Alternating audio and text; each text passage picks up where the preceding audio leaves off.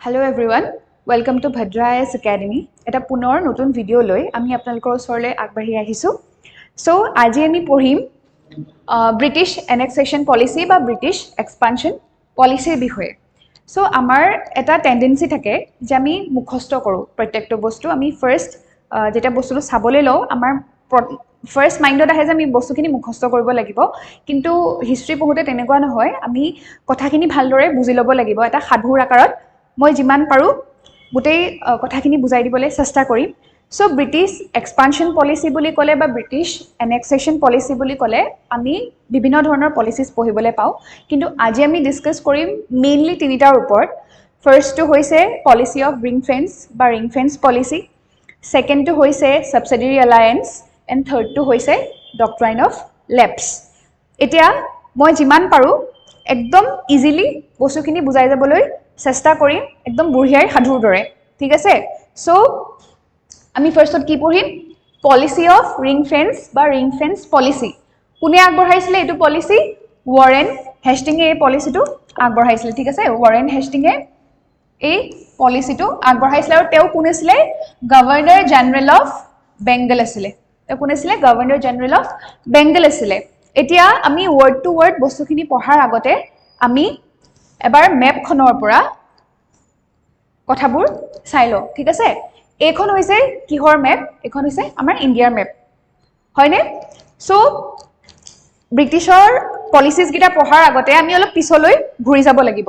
এতিয়া পিছলৈ ঘূৰি যাব লাগিব মানে 1757লৈ আমি ঘূৰি যাব লাগিব, ঠিক আছে? 1757। এতিয়া 1757ত কি হৈছিলে? 1757ত হৈছিলে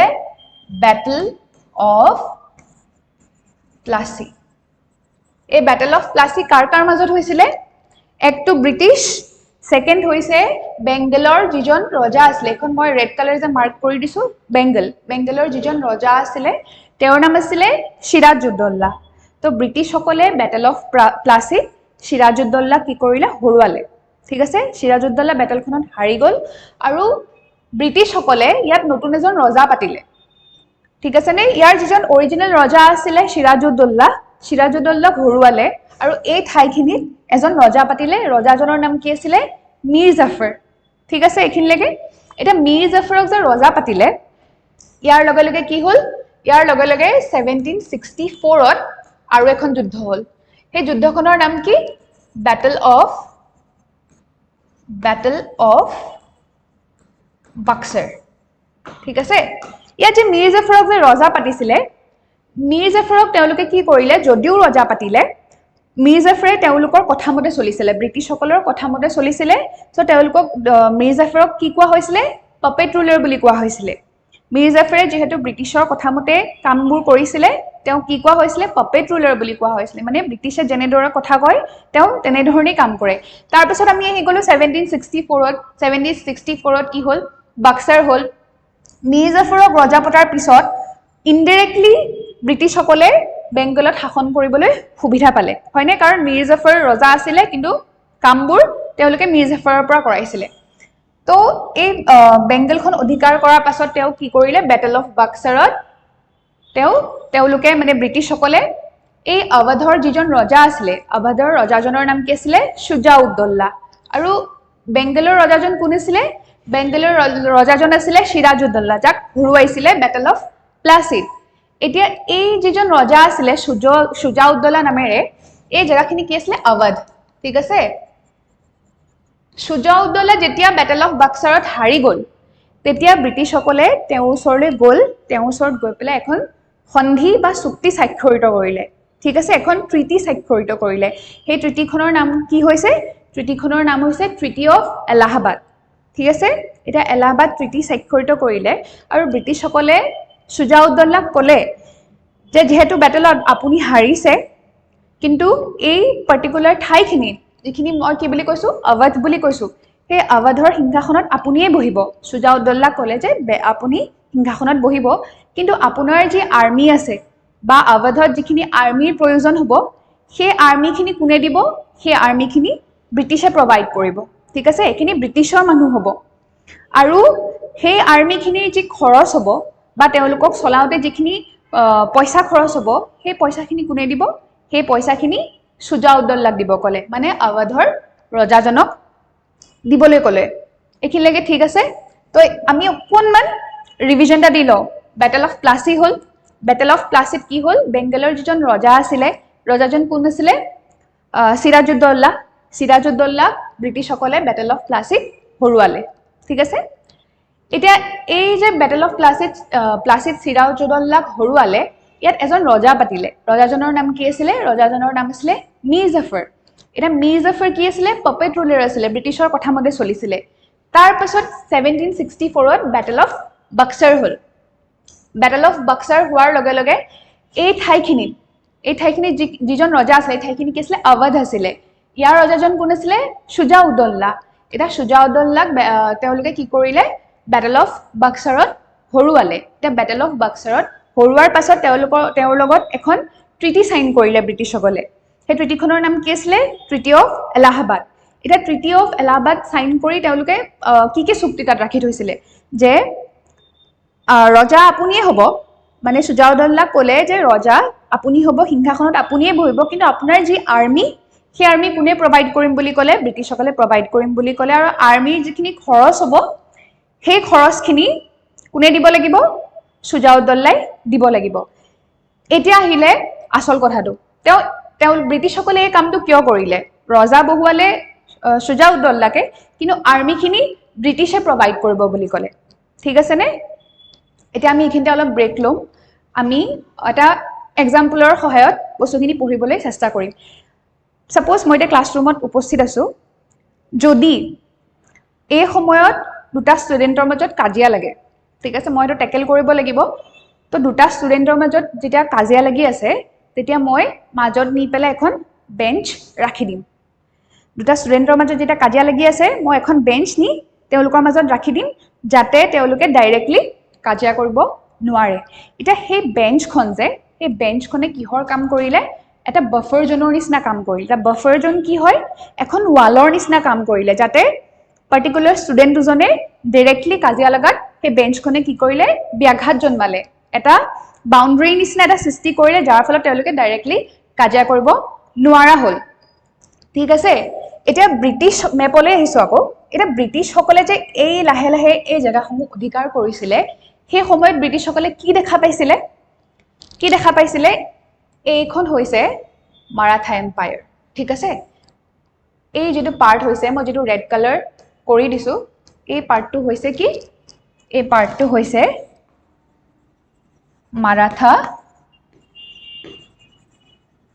এম্পায়াৰ এইফালে কি আছে এইফালে আছে আমাৰ আফগানসকল যে ব্ৰিটিছে বেংগলখন অধিকাৰ কৰিবলৈ সক্ষম হ'ল ইনডাইৰেক্টলি হলেও তেতিয়া কি হ'ল মাৰাঠাসকলৰ পৰা আৰু আফগানসকলৰ পৰা ৰিভল্ট দেখিবলৈ পালে দুৰাণীসকলৰ পৰা কি দেখিবলৈ পালে ৰিভল্ট দেখিবলৈ পালে তেওঁলোকে ব্ৰিটিছৰ বিৰুদ্ধে সৰু খুৰাকে কি কৰি আছিলে ৰিভল্ট কৰি আছিলে যুদ্ধ কৰিবলৈ তেওঁলোকে উচতনি দি আছিলে সেই সময়ত ব্ৰিটিছে ভয় খালে ঠিক আছে সেই সময়ত কি হ'ল ব্ৰিটিছে ভয় খালে যে আমি বেংগলখন যেনে তেনে অধিকাৰ কৰিছো এই সময়তে যদি বেংগলখন আমাৰ হাতৰ পৰা গুচি যায় তেতিয়া হলে আমাৰ বাবে প্ৰবলেম হ'ব তো তেওঁলোকে কি ভাবিলে তেওঁলোকে ভাবিলে যে এই যে পাৰ্টিকুলাৰ জায়গাটো আছে আৱাধ এই আৱাধটোক যদি আমি অলপ ষ্ট্ৰং কৰিব পাৰো এটা কিয় ষ্ট্ৰং কৰিব পাৰো আৱাধখনক তেওঁলোকে কিয় ভাবিলে যে আৱাধখনক যদি অলপ শক্তিশালী কৰিব পাৰে যিদৰে মই কৈছিলো যে ক্লাছৰুমত দুটা ষ্টুডেণ্টে কাজিয়া কৰি আছে তো মই তেওঁলোকৰ মাজত ডাইৰেক্টলি কাজিয়া নহবৰ বাবে এখন বেঞ্চ ৰাখি দিলো যাতে তেওঁলোকৰ ডাইৰেক্টলি কাজিয়া নহওক আৰু মই কি কৈছিলো যে বেঞ্চখনে কিহৰ নিচিনা কাম কৰিব এটা বাফাৰ জোনৰ নিচিনা কাম কৰিব বাফাৰ জোন মানে কি এটা ৱালৰ নিচিনা কাম কৰিব তো ব্ৰিটিছসকলে ভাবিলে যে আৱাধত আমি আমাৰ সৈন্য ৰাখি দিওঁ হয়নে যেহেতু সিৰাজউদ্দৌলাৰ লগত ট্ৰিটি অফ এলাহাবাদত তেওঁলোকে পাতিছিলে যে ৰজা আপুনি হ'ব কিন্তু তাত আৰ্মি কোনে দিব আৰ্মি আমি দিম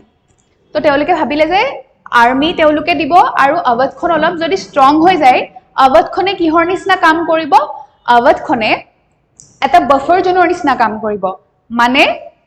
আফগানে এফালৰ পৰা আক্ৰমণ কৰি আছে এফালে মাৰাঠাই আক্ৰমণ কৰি আছে তো এখন বেঞ্চৰ নিচিনা কাম কৰিছে যাতে তেওঁলোকে ডাইৰেক্টলি বেংগলৰ লগত কাজিয়া কৰিব নোৱাৰে এটা কিয় তেওঁ এই কথাটো ভাবিলে কিয় ভাবিলে যে আৱাধখনে বাফাৰ জোনৰ নিচিনা কাম কৰক যাতে আফগানসকলে যেতিয়া মানে বেংগল অধিকাৰ কৰিবলৈ আহিব বা মাৰাঠাসকলে যেতিয়া বেংগল অধিকাৰ কৰিবলৈ আহিব তেতিয়া যাতে তেওঁলোকে সকলোতকৈ আগত আৱাধৰ লগত কাজিয়া কৰি আৱাধৰ লগত যুদ্ধ কৰি আৱাধখন অধিকাৰ কৰাৰ পিছতহে যাতে তেওঁলোকে বেংগললৈ মন মেলিব পাৰে ঠিক আছে তো আৱাধখনে কিহৰ নিচিনা কাম কৰিলে আৱাধখনে এখন ৱালৰ নিচিনা কাম কৰিলে এতিয়া আমি কি পঢ়ি আছো এতিয়া আমি পঢ়ি আছো পলিচি অফ ring fence ঠিক আছে এতিয়া আমি পঢ়ি আছো পলিচি অফ ring fence তো এই কনসেপ্টে হৈছে পলিচি অফ ring fence ঠিক আছে এটা ফেন্স মানে কি আমাৰ ঘৰৰ সাইডে আমি কি কৰো ফেন্সিং লগাও ফেন্স দিও হয় নে যাতে বাহিৰৰ শত্ৰু ভিতৰলৈ আহিব নোৱাৰে বা বাহিৰৰ কিবা বস্তু ভিতৰলৈ আহিব নোৱাৰে বা ওয়াল দিও ৰাইট তো এই বেংগলখনৰ কাৰণে ওয়ালৰ নিচিনা কাম কোনে কৰিছিলে এই ওয়ালৰ নিচিনা কাম কৰিছিলে এই আৱাধখনে ঠিক আছে জাস্ট কনসেপ্টটো লোৱাটো মই ভাবো যে দৰকাৰ তো বেংগলখনৰ কাৰণে ওয়ালৰ নিচিনা কাম কৰিছিলে কোনে আৱাধখনে কৰি আছিল ঠিক আছে এই গুটেই কনসেপ্টে হৈছে পলিচি অফ ring fence এইখন হৈছে বেংগল এখন যদি আমি বেংগল বুলি ভাবো যত আমি ৰেড কালাৰ কৰিছো আৰু এই যেটো মই খালি পোৰশন দিছো এই খালি পোৰশনটো ব্ৰিটিছে কি বনাব বিচাৰিছিলে বাফাৰ জোন ঠিক আছে বাফাৰ জোন বনাবলৈ বিচাৰিছিলে খালি জায়গাবোৰক ব্ৰিটিছে বাফাৰ জোন বনাবলৈ বিচাৰিছিলে মানে পলিচি অফ ring fenceৰ আন্ডাৰত আনিব বিচাৰিছিলে যাতে বেংগলখন কোনোবাই অধিকাৰ কৰাৰ আগত তেওঁলোকে এই সৰু সৰু জায়গাবোৰৰ লগত যুদ্ধ কৰিব লগা হয় ঠিক আছে নে দেন এতিয়া আমি নেক্সট কনসেপ্টলে আগবাঢ়িছো সৰি ইন্ট্ৰোডাকশনটো এবাৰ পঢ়ি লওঁ কি লিখা আছে by exploiting divisions rivalries and succession disputes among Indian rulers the company expanded steadily into new territories without always relying on direct warfare আমি কি বুজিলো by exploiting divisions শোষণৰ পদ্ধতিৰে ঠিক আছে কাকাক ডিভিজনছ বোৰ শোষণ কৰিছিলে ৰাইভেলৰিজ বোৰ শোষণ কৰিছিলে আৰু সাকসেশন ডিসপিউট মানে সিংহাসনক লৈ যে ডিসপিউট হৈছিল এইবোৰৰ সহায়ত কি কৰিছিলে কোম্পানী এক্সপান্ডেড স্টেডিলি লাহে লাহে কোম্পানীয়ে নিজৰ যি তেওঁলোকৰ শাসন আছিল সেই শাসন লাহে লাহে কি কৰিলে আগবঢ়াই লৈ গল into new territories বুজি পাইছো without always relying on direct warfare তেওঁলোকে ডাইৰেক্ট warfare কৰা নাছিলে কিন্তু এই সকলোবোৰৰ সহায় লৈ তেওঁলোকে লাহে লাহে ভাৰতত কি কৰিলে ফুপনি পুতিবলৈ আৰম্ভ কৰিলে নিজৰ শাসন আগবঢ়াই লৈ যাবলৈ তেওঁলোক সক্ষম হ'ল then next কি লিখি থোৱা আছে this growing dominance by the early 1800s set the stage for deliberate annexation ঠিক আছে deliberate annexation policies consolidating British rule over much of the subcontinent কি কৈছে যে the growing dominance by early 1800s set the stage for deliberate annexation তেওঁলোকে লাহে লাহে কি কৰিলে যেতিয়া লাহে লাহে তেওঁলোকে শাসনৰ খুপনি পুতিলে এই সমূহৰ সহায় লৈ সাকসেশন ডিসপিউট হক এক্সপ্লয়টিং ডিভিজনছ হক তাৰ পাছত তেওঁলোকে কি ষ্টাৰ্ট দিলে ডেলিবাৰেট এনেক্সেশন ষ্টাৰ্ট দিলে মানে তেওঁলোকে ডেলিবাৰেটলি কি কৰিলে যুদ্ধ কৰিবলৈ বা ঠাইসমূহ অধিকাৰ কৰিবলৈ মন মেলিলে এটা নেক্সট স্লাইডটো চাও এটা ring fence policy অলৰেডি মই ring fence policyটো ডিসকাস কৰিলো এতিয়া আমি স্লাইডত কি বস্তুখিনি লিখি থোৱা আছে সেইখিনি ভালদৰে পঢ়িম সো ring fence policy কোনে দিছিলে ring fence policy দিছিলে ওয়াৰেন হেষ্টিঙে ঠিক আছে ring fence policy কোনে দিছিলে ring fence policy দিছিলে ওয়াৰেন হেষ্টিঙে দিছিলে এজন মই ফটো লগাই থৈছো ওয়াৰেন হেষ্টিং তেওঁ কোন আছিল first governor general of Bengal আছিল প্ৰথমজন গভৰ্ণৰ জেনাৰেল আছিল ওৰ বেংগলৰ establish the policy of ring fence মানে এখন বেংগল হ'ব বেংগলৰ চাৰিওফালে তেওঁ কি কৰিব এটা বাফাৰ জোন ক্ৰিয়েট কৰিব যাতে কোনোবাই আমাৰ বেংগলত আক্ৰমণ কৰিবলৈ অহাৰ আগতে তেওঁলোকে এই সৰু সৰু ঠাইবোৰ যাতে জিকি ল'ব লগা হয় তো তেওঁলোকে কি এটা ৱালৰ নিচিনা ক্ৰিয়েট কৰিছিল এখন এটা বাউণ্ডাৰী ৱালৰ নিচিনা ক্ৰিয়েট কৰিছিলে এটা ফেন্সিঙৰ নিচিনা ক্ৰিয়েট কৰিছিলে হেতুকে কোৱা হয় policy of ring fence to establish কি buffer zones all right buffer zone create কৰিবলৈ তেওঁলোকে বিচাৰিছিলে and safeguard companies frontier then next point লিখি থোৱা আছে in order to safeguard their territories it was their policies to defend borders of neighbors ঠিক আছে যেনেকৈ সিৰাজউদ্দৌলাৰ লগত কি কৰিছিলে ট্ৰিটি অফ এলাহাবাদ সাইন কৰিছিলে তেতিয়া সিৰাজউদ্দৌলা কৈছিলে যে আপুনি ৰজা হৈ থাকক সৈন্য কাৰ থাকিব আমাৰ থাকিব আৰু সেই সৈন্যসকলে সিৰাজউদ্দৌলাক কি কৰিব বাহিৰৰ পৰা যদি কোনোবাই আক্ৰমণ কৰে তেতিয়া হলে আৱাদখনক বচাব ঠিক আছে নে নেইবাৰিং কান্ট্ৰিজ বা বেলেগ দেশৰ পৰা যদি কোনোবাই আক্ৰমণ কৰে আৱাদত তেতিয়া হলে কি কৰিব আৱাদক বচাব তেওঁ ব্ৰিটিছৰ সৈন্যসকলে এটা সিৰাজউদ্দৌলা যেহেতু বেটেল অফ বক্সাৰত হাৰিলে তেওঁৰ ওচৰত আৰু কোনো এক্সকিউজ নাছিলে সেই ট্ৰিটি অফ এলাহাবাদ সাইন কৰাৰ বাদে ঠিক আছে তাৰ চুক্তিসমূহ মানি লোৱাৰ বাদে তেওঁৰ ওচৰত কোনো আৰু এক্সকিউজ মানে আৰু কোনো মানে ছাৰা নাছিলে দেন আমি পঢ়ো এটো সেকেন্ডটো পঢ়িলো দেন থাৰ্ডটো পঢ়ো primary objective was securing Bengal already কলো যে তেওঁৰ অবজেক্টিভ কি আছিল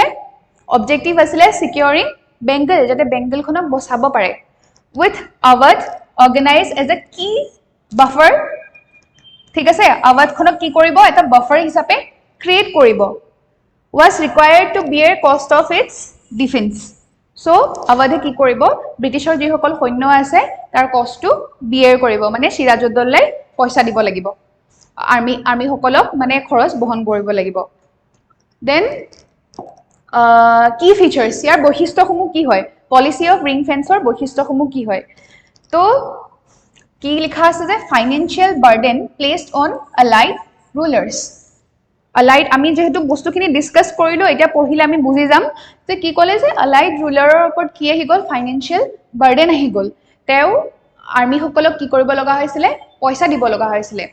এজন ৰজা এখন ঠাইৰ সবতছে সুপিৰিয়ৰ মানুহজন ৰজা হয় ৰজাই শাসন কৰে নহয় জানো সেই ৰজাৰ সবতছে পাৱাৰফুল টুলটো কি হয় সেই ৰজাৰ সবতছে পাৱাৰফুল টুল হৈছে দুটা ফাৰ্স্টটো হৈছে ট্যাক্স কালেকশন ফাৰ্স্টটো হৈছে আৰ্মি সেকেন্ডটো হৈছে ট্যাক্স কালেকশন কিন্তু আৰ্মি কোনে লৈ ললে আৰ্মি মানে গুটে পাৱাৰটো কাৰ হাতত গুছি গ'ল ব্ৰিটিছৰ হাতত গুছি গ'ল আৰ্মি কোনে মেইনটেইন কৰিব বুলি ক'লে আৰ্মি ব্ৰিটিছে মেইনটেইন কৰিব বুলি ক'লে কিন্তু তাহাতৰ মেইনটেনেন্সৰ যেটো খৰচ সেই খৰচটো বহন কোনে কৰিব লাগিব ৰজাজনে কৰিব লাগিব ঠিক আছে who had to pay subsidies expenses for the british troops maintained for their defense বুজিলু a transitional stage toward deeper control it laid the groundwork for Lord Wellesley's subsidy alliance very very important ঠিক আছে a transitional stage towards deeper control কি হল it laid the groundwork কি কৰিলে ই base বনালে এই আমি কিহৰ কথা পঢ়ি আছো বৰ্তমান policy of ring fence ঠিক আছে এই পলিসি অফ ৰিং ফেন্সৰ বেস কাৰ কাৰণে বনালে গ্ৰাউন্ড ওয়াৰ্ক কাৰ কাৰণে কৰিলে ওয়েলেসলিজ সাবসিডিয়াৰি অ্যালায়েন্স সিস্টেম এটা সাবসিডিয়াৰি অ্যালায়েন্স সিস্টেম কি হয় আমি ইয়াৰ পিছত পঢ়িম which formalized permanent British contingents and greater control over allies foreign policy এতিয়া next slide to আমি চাও কি লিখি থোৱা আছে এটা লিখা আছে সাবসিডিয়ারি অ্যালায়েন্স পলিসি ঠিক আছে এটা কি হল যদি আমি পলিসি অফ ৰিং ফেন্সক যদি আমি সৰু পুলি এটা বুলি কও তেতিয়া হলে সেই পুলিটো ডাঙৰ হৈ কি হল সেই পুলিটো ডাঙৰ হৈ হল সাবসিডিয়াৰি অ্যালায়েন্স পলিসি অফ ৰিং ফেন্সক যদি আমি এটা সৰু পুলি বুলি কও সৰু গছৰ পুলি এটা বুলি কও সেই পুলিটোত সাৰ পানী দিয়াৰ পাছত পুলিটো যেতিয়া ডাঙৰ হল এজোপা বৃক্ষ হল তেতিয়া সেই বৃক্ষজোপাৰ নাম আমি কি দিলু সাবসিডিয়াৰি অ্যালায়েন্স ঠিক আছে এটা কেনেকে বস্তুটো আমি চাও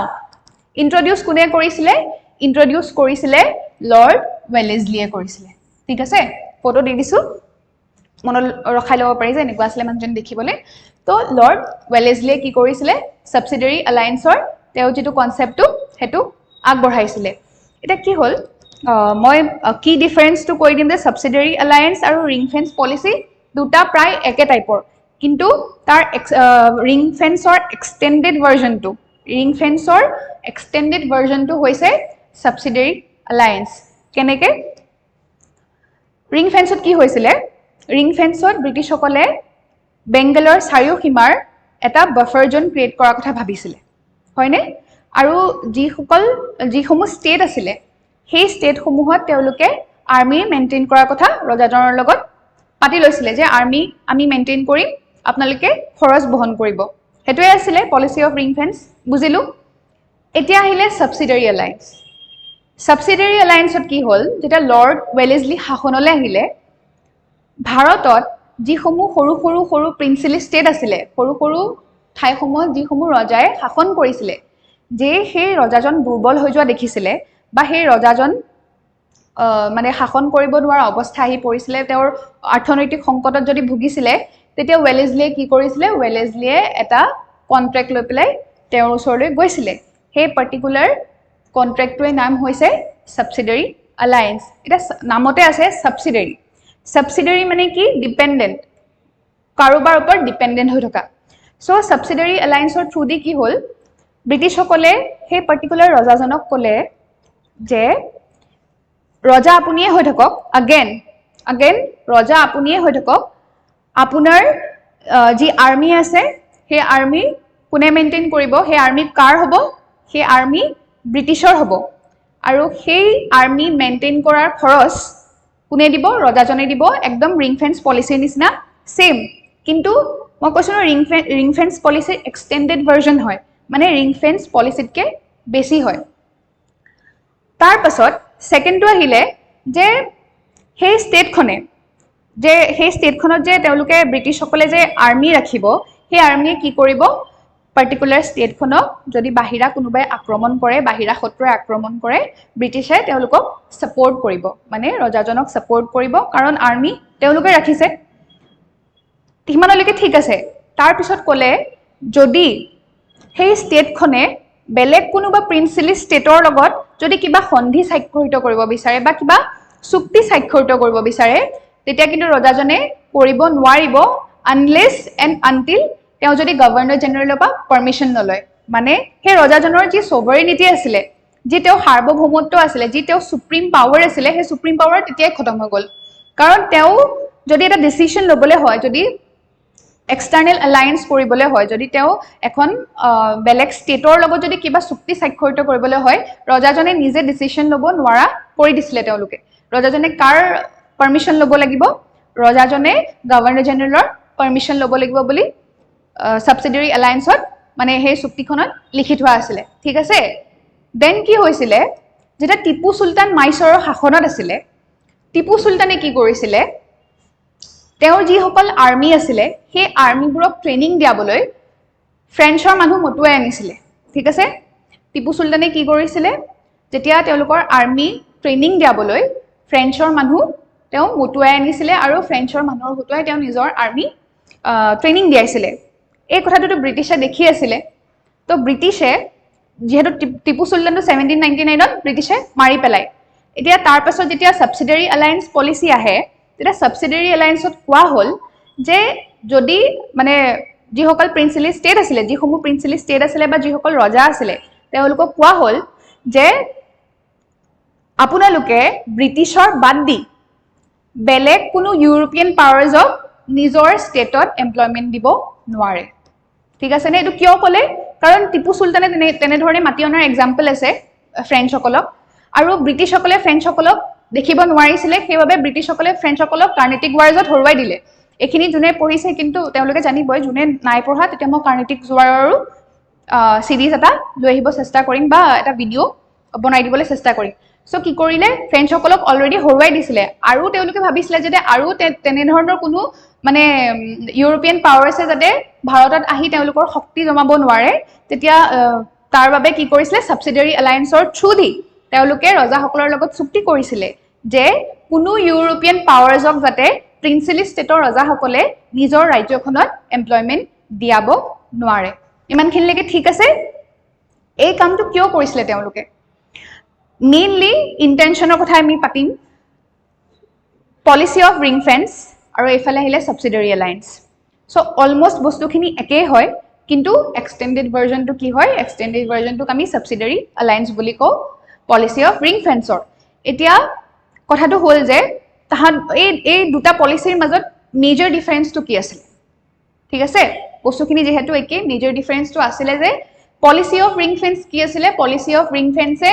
কিহৰ ওপৰত গুৰুত্ব দিছিল বেংগলখনক কেনেদৰে প্ৰটেক্ট কৰিব পাৰে হেতুৰ ওপৰত গুৰুত্ব দিছিল পলিসি অফ ৰিং ফেন্সে সাইডত তেওঁলোকে কি বিচাৰিছিল বাফাৰ জোন এটা ক্ৰিয়েট কৰাৰ কথা বিচাৰিছিল যাতে বেংগলখনক প্ৰটেক্ট কৰিব পাৰে পলিসি অফ ৰিং ফেন্স সাইডত ৰাখি দিছো এতিয়া আহিলে সাবসিডাৰী এলায়েন্স সাবসিডাৰী এলায়েন্সত তেওঁলোকে বাফাৰ জোন ক্ৰিয়েট কৰিবলৈ বা বেংগলক তেওঁলোকে মানে প্ৰটেক্ট কৰিবলৈ বিচাৰা নাছিল তেওঁলোকে ডাইৰেক্টলি পলিটিক্যাল কন্ট্ৰোল মানে বঢ়াবলৈ বিচাৰিছিল তেওঁলোকৰ নিজৰ পলিটিক্যাল কন্ট্ৰোল সেই ষ্টেট সমূহত বঢ়াবলৈ বিচাৰিছিল সেইভাবে তেওঁলোকে কি কৰিছিল যেহেতু তেওঁলোকে পলিটিক্যাল কন্ট্ৰোল ইনক্ৰিজ কৰিব বিচাৰিছিল তেওঁলোকে ৰজাজনৰ যি সোভাৰেনিটি হেও নাইকিয়া কৰি দিছিল যাতে দুখন ষ্টেটে মিলি কেতিয়াও ব্ৰিটিছৰ বিৰুদ্ধে থিয় দিব নোৱাৰে তেওঁলোকে সেই কথাৰ ওপৰত গুৰুত্ব দি দুখন ষ্টেটে যদি মানে সন্ধি স্বাক্ষৰিত কৰে বা চুক্তি স্বাক্ষৰিত কৰে আগতেকে গভৰ্ণৰ জেনেৰেলৰ পাৰমিশন ল'ব লাগিব বুলিও কৈ দিছিলে ঠিক আছে এতিয়া গুটে বস্তুখিনি মই থুলমুলকে বুজাই দিলো এতিয়া আমি স্লাইডত এবাৰ পঢ়িম সো সাবসিডাৰী এলায়েন্স মানে কি আছিল সৰি কোনে ইন্ট্ৰোডিউস কৰিছিলে লৰ্ড ওয়েলেসলিয়ে ইন্ট্ৰোডিউস কৰিছিলে দেন আহিলে framed as a mutual defense agreement মই অলৰেডি কৈ গলো যে কি কৰিছিলে ডিফেন্স এগ্ৰিমেন্ট হিচাপে তেওঁলোকে গৈছিলে আৰু ৰজাজনৰ লগত এটো এগ্ৰিমেন্ট সাইন কৰিছিলে between the company and the Indian princely states again next কি লিখিত আছে allow the British to station their troops মানে তেওঁলোকে princely state খনত নিজৰ troops ৰাখিব পাৰিব নিজৰ সৈন্য সামন্ত আৰ্মি তেওঁলোকে ৰাখিব পাৰিব within allied territories at the ruler's expense ঠিক আছে rulersৰ expenseত তেওঁলোকে নিজৰ সৈন্য ৰাখিব আৰু বাহানাটো কি আছিল যে আপোনালোকক আমি কি কৰিম বেলেগ টেৰিটৰিৰ পৰা যদি আপোনালোকক মানে অ্যাটাক কৰে আমি সহায় কৰিম আমাৰ ট্ৰুপছ বুৰে সহায় কৰিব কি সাবসিডাৰী এলায়েন্স এক্সাম্পল সো সাবসিডাৰী এলায়েন্সৰ আন্ডাৰত যি সকল মানে ৰজা আহিছিল বা যি সমূহ ষ্টেট আহিছিল তাৰ ভিতৰত ফাৰ্ষ্টখন কি হৈছে ফাৰ্ষ্টখন হৈছে হায়দৰাবাদ এটো মানুহে প্ৰায় আৱধ বুলি ভাবে কিন্তু আৱধ নহয় আৱধ ফাৰ্ষ্টতে মানে হে ৰিং ফেন্সৰ আন্ডাৰত আৱধখন আহিছিল সাবসিডাৰী এলায়েন্সৰ আন্ডাৰত কোন আহিছিল সাবসিডাৰী এলায়েন্সৰ আন্ডাৰত হায়দৰাবাদ আহিছিল অলৰাইট ইতিয়া সাবসিডাৰী ঠিক আছে ওকে দেন মাইসোৰ আহিলে হললে দেন তঞ্জোৰ এবোৰ বিভিন্ন ধৰণৰ জায়গা আছে পেশৱা এখিনি আহিলে কিন্তু ফাৰ্স্ট কি আহিছিলে ফাৰ্স্ট আহিছিলে হায়দৰাবাদ দেন কি ফিচাৰ্স খিনি এবাৰ চাই লও কি ফিচাৰ্স খিনি একবাৰ চাই লও ইয়াৰ বৈশিষ্ট্য বা গুণাগুণ কি আছিল সাবসিডাৰী এলায়েন্সৰ পাৰ্মানেন্ট ব্ৰিটিছ মিলিটাৰী প্ৰেজেন্স ব্ৰিটিছৰ মিলিটাৰী সকল পাৰ্মানেন্ট এটা প্ৰেজেন্স পাইছিলে হে প্ৰিন্সিলি ষ্টেট সমূহত Indian ruler could not maintain independent army তো ইণ্ডিয়ান ৰুলাৰ সকল যি সকল আছিলে তেওঁলোকে ইণ্ডিপেন্ডেন্ট আৰ্মি মেইনটেইন কৰিবলৈ তেওঁলোক সক্ষম নহৈছিল কাৰণ তেওঁলোকৰ তাত কোন আছিল ব্ৰিটিছ ট্ৰুপছ আছিল লছ অফ ইণ্ডিপেন্ডেন্ট ফৰেন পলিসি ঠিক আছে লছ অফ ইণ্ডিপেন্ডেন্ট ফৰেন পলিসি মানে লছ অফ ইণ্ডিপেন্ডেন্ট ফৰেন পলিসি মানে তেওঁলোকে যদি বেলেগৰ লগত কিবা বেলেগ দেশৰ লগত বা বেলেগ ৰাজ্যৰ লগত যদি কিবা স্বাক্ষৰ কৰিব বিচাৰে বা চুক্তি স্বাক্ষৰ কৰিব বিচাৰে বা সাইন কৰিব বিচাৰে তেওঁলোকে নোৱাৰিছিল গভৰ্ণৰ জেনেৰেলৰ পাৰমিশন ল'ব লগা হৈছিল হেতুকে কি কোৱা হৈছে independent foreign policy British control external affairs ব্ৰিটিছে কি কৰিলে এক্সটাৰ্নেল এফেয়াৰ্স বুৰু কন্ট্ৰোল কৰা ষ্টাৰ্ট কৰি দিলে ৰুলাৰ্স হেড টু পে কি কৈছে tribute for station British forces এখিনি আমি ডিসকাস কৰিছো already political subordination the political subordination কেনেদৰে আহিলে rulers retain nominal sovereignty ruler যিজন তেওঁলোকে ৰুলাৰ পাতি থৈছিলে তেওঁলোকে যে প্ৰিন্সিলি ষ্টেটৰ যিজন ৰুলাৰ আছিলে ইয়াত যে নমিনেল বুলি আছে নমিনেল মানে তেওঁলোক নামত আছিলে ঠিক আছে তেওঁলোক নামত আছিলে নমিনেল এতিয়া আমি যেটা পলিটি পঢ়ো আমাৰ ইন্ডিয়া কান্ট্ৰিখনৰ নমিনেল হেড কোন হয় নমিনেল হেড হয় প্ৰেসিডেন্ট ঠিক আছে একচুয়াল কোন হয় একচুয়াল হৈছে প্ৰাইম মিনিষ্টাৰ তো ঠিক তেনেদৰে তেওঁলোক নমিনেল আছিলে নামত আছিলে ৰজাজন কিন্তু ৰজাজনৰ তেনেকে বিশেষ একো পাৱাৰ নাছিলেগে because de facto British dependence কেছে sorry became de facto British dependence তো ডি ফেক্টো ব্ৰিটিছ ডিপেন্ডেন্ট তেওঁলোক বনি গল ঠিক আছে নামে যাৰ সাবসিডিয়াৰী এলায়েন্স মানে আমি গমে পাম যে ব্ৰিটিছৰ ডিপেন্ডেন্ট বনি গল বুলি সো এখন আছিল আমাৰ তেতিয়াৰ মেপ যেহেতু মই মেপৰ পৰা বস্তুখিনি যিমান পাৰো বুজাই দিবলৈ স্টাৰ্ট কৰিলো আকৌ এবাৰ ষ্টিল মই দেখাই দিছো এখন বেংগল আছিল বেংগলক তেওঁলোকে প্ৰটেক্ট কৰিবলৈ কি কৰিলে আৱাদখনৰ এটা বাফাৰ জোন ক্ৰিয়েট কৰিলে এই আৱাদখনে ফাৰ্ষ্টতে আমাৰ পলিসি অফ ৰিং ফেন্সৰ আন্ডাৰত আহি গল ঠিক আছে পলিসি অফ ৰিং ফেন্সৰ আন্ডাৰত আহি গল দেন আহিলে ওয়াৰেন হেষ্টিঙে আনিছিলে ৰাইট তাৰ পাছত আহিলে এখন মাৰাঠা এম্পায়াৰ আছিল হেতু সময়ত মাৰাঠা এম্পায়াৰ কি কৰিছিলে তেওঁলোকে ৰিভল্ট কৰিব লৈছিলে ব্ৰিটিছৰ এগেইনষ্টত প্লাস আফগানী সকলে দুৰানী সকলেও ৰিভল্ট কৰিবলৈ লৈছিলে তাৰ ফলত কি হল তেও আৱাদখনক শক্তিশালী কৰি বাফাৰ জোন ক্ৰিয়েট কৰাৰ কথা ভাবিলে এই বাফাৰ জোনটোৱে কি কৰিব এই বাফাৰ জোনটোৱে বেংগলখনক প্ৰটেক্ট কৰিব ঠিক আছে দেন নেক্সট টু চাও ডক্ট্ৰাইন অফ লেপছ আজিৰ একদম লাষ্ট পলিসিটো হেতু হৈছে doctrine of lapse so doctrine of lapse কোনে আনিছিলে ডক্ট্ৰাইন অফ লেপছ আনিছিলে লৰ্ড ডেলহাউজি এটা লৰ্ড ডেলহাউজি যেটো ডক্ট্ৰাইন অফ লেপছ ঠিক আছে নে লেপছ হৈ যোৱা এতিয়া এটো মই সিম্পলি বুজাই দিবলৈ চেষ্টা কৰিছো যে এখন ষ্টেটত ঠিক আছে এখন ষ্টেটত যিজন ৰজা থাকে সেই ৰাজ্যখনৰ ৰজাজনৰ যদি নিজৰ সন্তান নাথাকে ঠিক আছে সেই ৰাজ্যখনৰ ৰজাজনৰ যদি নিজৰ সন্তান নাথাকে তেতিয়া হলে সেই পাৰ্টিকুলাৰ ৰাজ্যখন ব্ৰিটিছৰ আন্ডাৰলে গুছি যাব তেও যদি কোনোবা পুত্ৰ বা কোনোবা সন্তান যদি তেও তুলিও লয় ঠিক আছে এডপ্ট কৰিও যদি লয় সেই এডপ্ট কৰিলেও কিন্তু নহব ব্ৰিটিছ এটো নামানে সেই মানে ষ্টেটখন কাৰ আন্ডাৰত গুছি যাব ব্ৰিটিছৰ আন্ডাৰত গুছি যাব সহজ ভাষাত হেতুৱে হয় সো আমি কি লিখা আছে এবাৰ পঢ়ি চাও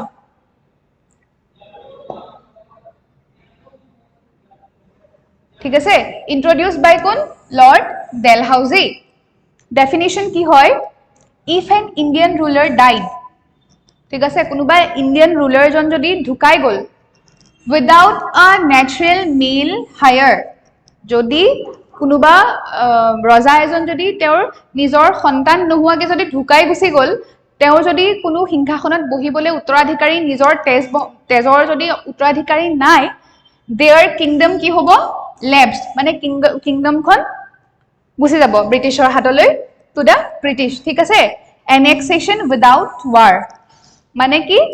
তেওঁলোকে ব্ৰিটিছসকলে সেই ৰাজ্যখন অধিকাৰ কৰিব পাৰিব কি নকৰাকে যুদ্ধ নকৰাকে আৰামছে ডক্ট্ৰাইন অফ লেপছৰ সহায়ত সেই পাৰ্টিকুলাৰ ৰাজ্যখন ব্ৰিটিছৰ আন্ডাৰলৈ আহি যাব দেন লিখা আছে কি ফিচাৰ্স লিখি থোৱা আছে কি ফিচাৰ্স মানে আকৌ আমি বৈশিষ্ট্যখিনি পঢ়ি লও কি লিখি থোৱা আছে এপ্লাইড টু প্ৰিন্সিলি ষ্টেট আমি গম পালো প্ৰিন্সিলি ষ্টেট সমূহলৈ এখিনি এপ্লাই কৰা হৈছিলে উইদাউট মেল হায়াৰ যাৰ নিজৰ মানে পুত্ৰ সন্তান নাথাকে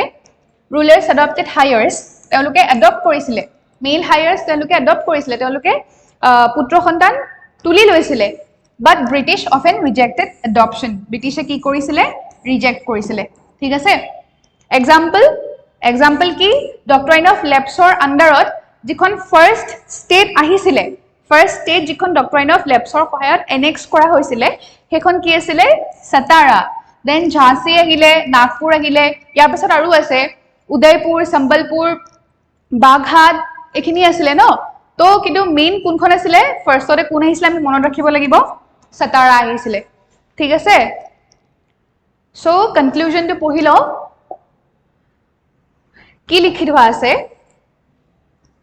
from defensive strategies like ring fence to political control. তো তেওঁলোকে ফাৰ্স্ট কি কৰিছিলে ব্ৰিটিছসকলে তেওঁলোকে ডিফেন্সিভ পলিচিজ আনিছিলে যে নিজৰ যিকণ টেৰিটৰি আছে সেই টেৰিটৰিকণ যাতে তেওঁলোকে বচাই ৰাখিব পাৰে সেই টেৰিটৰিকণক যাতে তেওঁলোকে ডিফেণ্ড কৰিব পাৰে ঠিক আছেনে from defensive strategies like ring fence to political control under subsidiary alliance or সহায়ত তেওঁলোকে পলিটিকেল কন্ট্ৰোল মানে হেৰিবোৰৰ ওপৰত ষ্টেটবোৰৰ ওপৰত পলিটিকেল কন্ট্ৰোল আনিছিলে British expansion involve in scope and intent তেওঁলোকৰ এক্সপানশ্যন বাঢ়ি বাঢ়ি গৈ থাকিলে this policies enable dominance over Indian states this policies মানে এই যি আমি তিনিটা পলিচিৰ কথা পাতিলোঁ পলিচি অফ ৰিং ফেন্স বা ring fence policy subsidiary alliance doctrine of lapse এসমূহে কি কৰিছিলে ডমিনেন্স ওভাৰ ইণ্ডিয়ান ষ্টেটৰ ওপৰত তেওঁলোকে ডমিনেন্স পাবলৈ সক্ষম হৈছিলে without the immediate cost of direct conquest তেওঁলোকে ডাইৰেক্ট কনকুৱেষ্ট নকৰাকে ডক্ট্ৰাইন অফ লেপছৰ সহায়ত কি কৰিছিলে ষ্টেটসমূহ তেওঁলোকে লৈ ল'ব পাৰিছিলে এনেক্স কৰিব পাৰিছিলে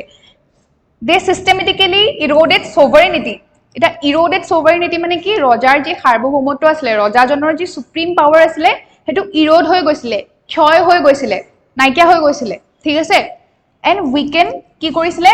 উইক কৰি পেলাইছিলে ইণ্ডিজিনিয়াছ পলিটিকেল ষ্ট্ৰাকচাৰ যেটো আমাৰ থলুৱা শাসন প্ৰণালী আছিলে সেই থলুৱা শাসন প্ৰণালীটো কি কৰি পেলাইছিলে উইক কৰি পেলাইছিলে দুৰ্বল কৰি পেলাইছিলে সো আজিলে ইমানখিনি আছিলে মই আশা কৰিছো যাতে মই যিখিনি কলো আপোনালোকে হেকিন লগত ৰিলেট কৰিব পাৰিলে বুজিব পাৰিলে আৰু যদি আপোনালোকক এনেকৈ ভিডিও লাগে বা মোৰ ভিডিও চাই ভালো পায় তেতিয়াহলে মোক নিশ্চয় জনাব মেসেজ কৰি হলেও জনাব বা কমেন্ট কৰি হলেও জনাব কিবা যদি কনফিউজনো আছে তেতিয়াও জনাব মই নেক্সট ক্লাছত তেতিয়া ক্লিয়াৰ কৰি দিম ঠিক আছে সো আজিলে ভিডিওটো ইমানতে সামৰিছো যদি আপোনালোকে অসমীয়া মাধ্যমত বা ইংলিশ মাধ্যমতো লব পাৰে বাট মই ইয়াত অসমীয়া মাধ্যমৰ কথা লিখি থোৱা আছে হয়নে ইয়া অসমীয়া মাধ্যমৰ কথা লিখি থোৱা আছে 26 আগষ্টৰ পৰা ক্লাसेस স্টাৰ্ট হ'ব যদি আপোনালোকে ভাদ্ৰা আইএছ একাডেমীত যদি অসমীয়া মাধ্যমত ইউপিএসসি বা এপিএসসি